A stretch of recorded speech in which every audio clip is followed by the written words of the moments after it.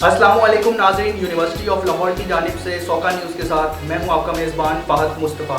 नाज़रीन, हेडलाइंस आप जान चुके हैं। बुलेटिन का बाकायदा आगाज़ करते हुए आपको बताते चले कि वज़ीर आज़म शहबाज शरीफ साहब ने तुर्क सदर तैयब रजब उर्दगान के साथ एक अहम मुलाकात की है, जिसके नतीजे में वज़ीर आज़म शहबाज शरीफ साहब और तैयब रजब उर्दगान के दरमियान पाकिस्तानी और टर्किश जो तजारती मामलात हैं उनके दरमियान एक मुश्तरका टास्क फोर्स पर इत्तफाक किया गया है और वज़ीर आज़म शहबाज शरीफ साहब का सदारती महल में एक शानदार इस्तकबाल किया गया और दोनों रहनुमाओं के दरमियान प्रेस कॉन्फ्रेंस भी हुई। सदर रजब तैयब उर्दगान ने कहा कि अक़वाम मुत्तहिदा की करारदादों के मुताबिक मसला कश्मीर की हल की हमायत करते हैं। शहबाज शरीफ का कहना था कि दहशतगर्दी के ख़िलाफ़ दोनों मुल्क एक साथ खड़े हैं। तुर्की पाकिस्तान के दूसरे घर जैसा है। कबल अज़ीं वज़ीर आज़म शहबाज शरीफ ने तुर्क वज़ीर ख़ारजा, वज़ीर तजारत और मुमताज़ कंपनियों के सरबराहान से मुलाकातें की।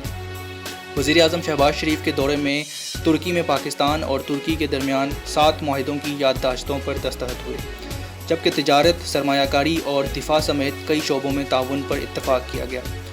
वज़ीर आज़म ने तुर्की पाकिस्तान बिज़नेस कौंसिल से खिताब में मुश्तरका मंसूबों के लिए नए मौक़े तलाश करने और इक़्तिसादी शिरकतदारी को वसअत देने पर ज़ोर दिया। वज़ीर आज़म शहबाज शरीफ ने कहा कि तुर्की पाकिस्तान के दूसरे घर जैसा है। पाकिस्तान और तुर्की 75 साला ताल्लुकात की सालगिरह मना रहे हैं। तुर्की ने ई-कॉमर्स और दीगर शोबों में भरपूर तरक्की की है।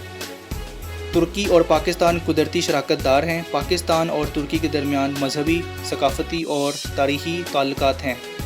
मुख्तलिफ़ शोबों में दो तरफ़ा ताउन को बुलंदियों पर ले जाएंगे। शहबाज शरीफ ने कहा कि पाकिस्तानी अवाम कश्मीर तनाज़े पर तुर्की की हिमायत का खैर मकदम करते हैं। पाकिस्तानी अवाम कश्मीर तनाज़े पर तुर्की के वाज़े मौक़िफ़ पर मशकूर हैं। नाज़रीन, दुनिया की आलमी वबा कोरोना वायरस के बाद यूरोप के मुख्तलिफ इलाकों में एक नया वायरस जिसका नाम मंकी पॉक्स वायरस है मुतारफ़ किया गया है और इस हवाले से पाकिस्तान के इलाके सिंध के मुख्तलिफ बेशतर इलाकों में मंकी पॉक्स वायरस की शिकायत मौसूल हुई हैं और इस हवाले से माहिरीन का ये कहना है कि मंकी पॉक्स वायरस बंदरों की सोहबत और उनके साथ रहने की वजह से मुंतकिल होता है। अमरीका और यूरोप के महकमा सेहत हुकाम ने हालिया दिनों में मुतअद्दिद अफराद ख़ुसूसन नौजवानों में एक ऐसे नायाब वायरस की तशख़ीस की है जिसके निशानात सिर्फ कभी अफ्रीकी ममालिक में नज़र आते हैं और इसे मंकी पॉक्स वायरस कहते हैं। ख़बररसां इदारे एसोसिएटेड प्रेस के मुताबिक दुनिया भर में माहिरीन सेहत इस वायरस पर नज़र रखे हुए हैं, क्योंकि तारीख़ में पहली बार ये वायरस अफ्रीकी ममालिक से निकलकर दुनिया भर में फैलता हुआ मालूम हो रहा है और इसकी तशख़ीस ऐसे अफराद में भी हो रही है जो कभी अफ्रीकी ममालिक गए ही नहीं। ताहम उनका कहना है कि इस वायरस से किसी बड़ी आबादी को नुकसान पहुँचने का फ़िलहाल इम्कान मौजूद नहीं। मंकी पॉक्स एक ऐसा वायरस है जो जंगली जानवरों ख़ुसूसन ज़मीन खोदने वाले चूहों और लंगूरों में पाया जाता है और अक्सर इनसे इंसानों को भी लग जाता है। इस वायरस के ज़्यादातर केसेस माजी में अफ्रीका के वस्ती और मशरकी ममालिक में पाए जाते थे, जहाँ ये बहुत तेज़ी से फैलता था। पहली मरतबा इस बीमारी की शिनाख्त 1958 में इस वक्त हुई जब एक तहकीक के दौरान कुछ साइंसदानों को बंदरों के जिस्म पर पॉक्स यानी दाने नज़र आए थे, इसलिए इस बीमारी का नाम मंकी पॉक्स रख दिया गया था। इंसानों में इस वायरस के पहले केस की शिनाख्त 1970 में अफ्रीकी मुल्क कांगो में एक 9 साला बच्चे में हुई थी। मंकी पॉक्स का शिकार लोगों को अक्सर बुखार, जिस्म में दर्द, सर्दी लगने और थकन की शिकायत रहती हैं। इस वायरस से ज़्यादा बीमार हो जाने वाले लोगों को अक्सर शदीद खारिश भी महसूस होती है और जिस्म के मुख्तलिफ़ हिस्सों पर दाने निकल आते हैं। अगर ये बीमारी किसी को लग जाए तो इसके असरात 5 से 3 हफ़्तों में नज़र आते हैं और आम तौर पर इससे मुतासरा अफराद 2 से 4 हफ़्तों के दरमियान बग़ैर हस्पताल मुंतकिल हुए सेहतयाब हो जाते हैं। मंकी पॉक्स के बारे में माहिरीन सेहत का कहना है कि ये वायरस 10 में से 1 फ़र्द के लिए जानलेवा साबित होता है और ये बच्चों पर ज़्यादा असरअंदाज होता है। इस बीमारी से मुतासिर होने वालों को अक्सर स्मॉल पॉक्स या चिकन पॉक्स के ख़िलाफ़ काम करने वाली अद्वियात दी जाती हैं, जबकि इस बीमारी से बचाव और इसके फैलाव को रोकने के लिए वैक्सीन भी बनाई जा रही है। 70 साल से बरतानिया के तख्त पर राज करने वाली दुनिया की सबसे ताकतवर तरीन खातून मलिका एलिज़ाबेथ की आज इक़्तिदार की प्लैटिनम जुबली सेरेमनी मनाई गई और लंदन में दुनिया भर के तूलो अर्ज़ से लोगों ने इस प्लैटिनम जुबली सेरेमनी में शिरकत की।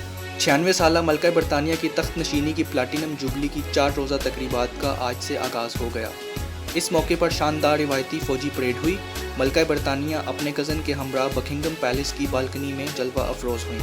मलका बरतानिया को घुड़सवार दस्ते ने सलामी पेश की, जिसके बाद मलका बरतानिया, शहज़ादा चार्ल्स اور شہزادہ ولیم سمیت شاہی خاندان کے دیگر افراد بکنگم پیلس کی بالکنی میں آئے اور فلائی پوسٹ کا نظارہ کیا۔ موجودہ حکومت کا پیٹرولیم مصنوعات کی قیمتوں میں مزید اضافہ۔ پاکستان میں پیٹرولیم مصنوعات کی قیمتوں میں 60 روپے فی لیٹر اضافہ کر دیا گیا ہے، جس کے ساتھ ساتھ بجلی کی قیمتوں میں بھی 8 روپے فی یونٹ یکمشت اضافہ کر دیا گیا۔ اس حوالے سے سابق وزیر مملکت فاروق حبیب کا کہنا ہے کہ وہ اس امپورٹنٹ حکومت کی اس قدم کو نامنظور قرار دیتے ہیں، اور اس حوالے سے ان کا کہنا تھا کہ امپورٹڈ حکومت نامنظور جو امریکہ کی غلام حکومت پاکستان کے اندر آئی ہے، یہ پاکستان کی غریب عوام کے اوپر مہنگائی کا خودکش حملہ کر دیا ہے۔ انہوں نے نہ صرف جو ہے وہ بجلی کی قیمتوں میں 8 روپے فی یونٹ بڑھایا ہے، بلکہ ایک ہفتے کے اندر 60 روپے پیٹرولیم مصنوعات کی قیمتوں میں اضافہ کر دیا گیا ہے، جس سے پیٹرول کی قیمتیں 209 روپے فی لیٹر ہو چکی ہیں۔ اس سے مہنگائی کا ایک بہت بڑا سونامی آنے والا ہے، جس سے پاکستان کی 40% آبادی جو خطۂ غربت کی لکیر کے نیچے رہتی ہے، ان کے لیے زندگی گزارنا مشکل ہو جائے گی۔ یہ حکومت جو پچھلے 50 دن کے اندر مہنگائی کا وہ طوفان لے کر آئے ہیں، جس سے پاکستان کا ہر آدمی اس وقت مشکل کا شکار ہو چکا ہے۔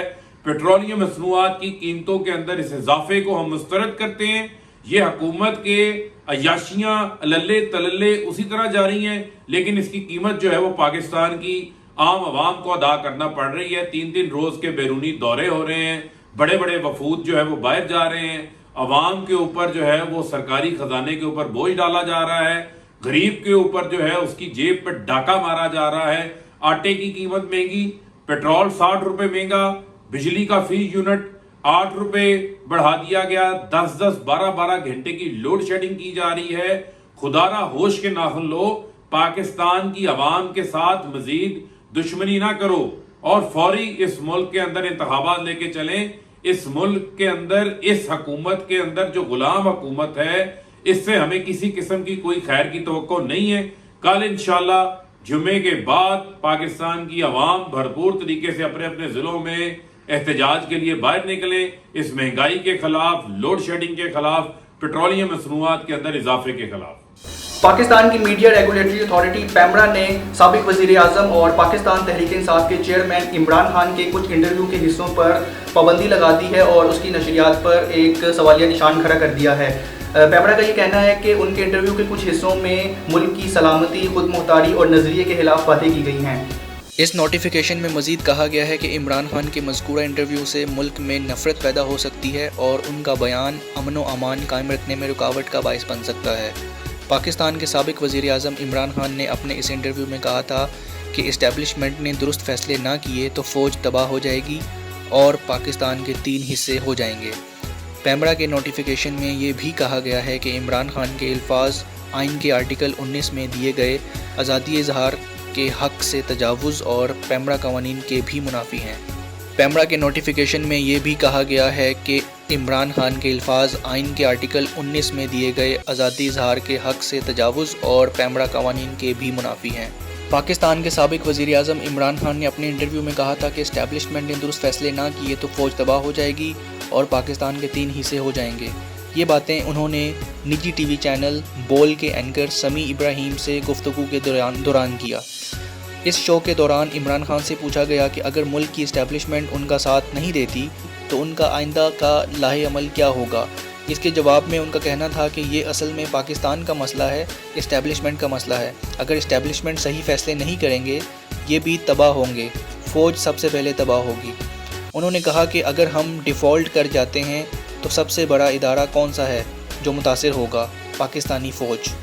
عمران خان کے اس تبصرے پر ان کے سیاسی مخالفین کے خلاف سوشل میڈیا صارفین کی ایک بڑی تعداد نے رد عمل دیا ہے۔ چیئرمین تحریک انصاف کے حامی جہاں ان کی بات سے اتفاق کر رہے ہیں، وہیں بعض لوگوں کا خیال ہے کہ انہیں ایسی گفتگو سے گریز کرنا چاہیے تھا۔ براڈ بوائے کے نام سے جانا جانے والا پاکستان کا معروف اور ہونہار کوہ پیما نوجوان شہروز کاشف نے دنیا کی 5ویں بلند ترین چوٹی مکالو بھی سر کر لی۔ نوجوان کا پہاڑوں سے عشق بڑھتا ہی جا رہا ہے اور آج 20 سال کی عمر میں اسی شہروز کاشف نے دنیا کی 5ویں بلند ترین چوٹی ماؤنٹ مکالو کو بھی سر کر لیا ہے۔ شہروز کاشف کے والد کاشف سلمان نے میڈیا کو بتایا کہ پاکستانی وقت کے مطابق آج صبح 6:56 پر شہروز کاشف نے نیپال اور تبت کے بارڈر پر واقع مکالو کو سر کر لیا ہے۔ شہروز اس وقت سیف زون میں ہیں اور بیس کیمپ کی جانب ان کا سفر جاری ہے۔ لاہور سے تعلق رکھنے والے شہروز، جنہیں زیادہ تر لوگ براڈ بوائے کے نام سے جانتے ہیں، دنیا کی 5 بلند ترین چوٹیوں کو سر کرنے والے دنیا کے سب سے کم عمر کوہ پیما بن چکے ہیں۔ شہروز 8000 میٹر سے بلند 14 چوٹیوں میں سے 7 کو سر کر چکے ہیں اور ان کے والد کے مطابق اب شہروز کا مشن باقی 7 چوٹیوں کو 1.5 سال کے اندر سر کرنا ہے۔ وہ واحد پاکستانی کوہ پیما ہیں جنہوں نے صرف 23 دنوں میں 8000 میٹر کی 3 چوٹیوں، 5 مئی 2022 کو دنیا کی تیسری بلند ترین کنچن جنگا، 16 مئی 2022 کو چوتھی بلند ترین لوتسے اور آج 5ویں بلند ترین مکالو کو سر کیا ہے۔ اس سے قبل شہروز نے دنیا کی دوسری بلند اور مشکل ترین چوٹی K2، Mount Everest, Broad pack اور دیگر مشکل ترین چوٹیوں کو بھی سر کر رکھا ہے۔ ناظرین، کھیلوں کے حوالے سے ایک اہم خبر یہ ہے کہ چیمپئنز لیگ میں ریال میڈرڈ نے لیورپول کو ایک سنسنی خیز مقابلے کے بعد شکست دے دی ہے اور یوں لیورپول 7ویں مرتبہ اپنا یہ خواب پورا کرنے میں ناکام رہی ہے۔ پیرس میں ہونے والے اس میچ میں کلیدی کردار وینیسیوس جونیئر کے دوسرے ہاف میں کیے گئے گول نے ادا کیا، جس نے ریال میڈرڈ کے لیے فتح کا راستہ ہموار کیا۔ ریال میڈرڈ کے گول کیپر تھیپیا کورتوائے نے یکے بعد دیگرے گول روک کر لیورپول کو زچ کیے رکھا۔ لیورپول اب تک 6 مرتبہ یہ ٹرافی جیت چکا ہے اور آخری مرتبہ اس نے یہ کپ سن 2018 تا 2019 کے سیزن میں اٹھایا تھا۔ محمد صلاح، جو سن 2018 میں ریال میڈرڈ کے خلاف فائنل میں انجری کے باعث میچ سے باہر ہو جانے کا بدلہ لینا چاہتے تھے، اپنی خواہش پوری نہ کر سکے کیونکہ کورتوائے نے ان کا گول 3 مرتبہ روکا۔ یہ فتح اس لیے بھی ریکارڈ ساز ہے کیونکہ کارلو انسیلوٹی چوتھی مرتبہ چیمپئنز لیگ ٹائٹل جیتنے والے تاریخ کے پہلے کوچ بن چکے ہیں۔ میچ سے پہلے ہی ریال میڈرڈ کو پسندیدہ قرار دیا جا رہا تھا اور فیصلہ کن لمحہ 59 منٹ بعد اس وقت آیا جب وینیسیوس نے گول کیا۔ لیورپول کے لیے ویسے تو یہ سیزن نہایت شاندار رہا ہے کیونکہ وہ کاراباؤ کپ اور FA کپ جیت چکے ہیں۔ یہ دونوں ہی کپ انہوں نے چیلسی کے خلاف پینلٹی راؤنڈ میں جیتے۔ موسم کے حوالے سے اہم خبر یہ ہے کہ ملک کے بیشتر میدانی علاقوں میں موسم شدید گرم اور خشک رہے گا۔ جنوبی پنجاب اور بالائی سندھ کے علاقوں میں موسم شدید گرم رہے گا۔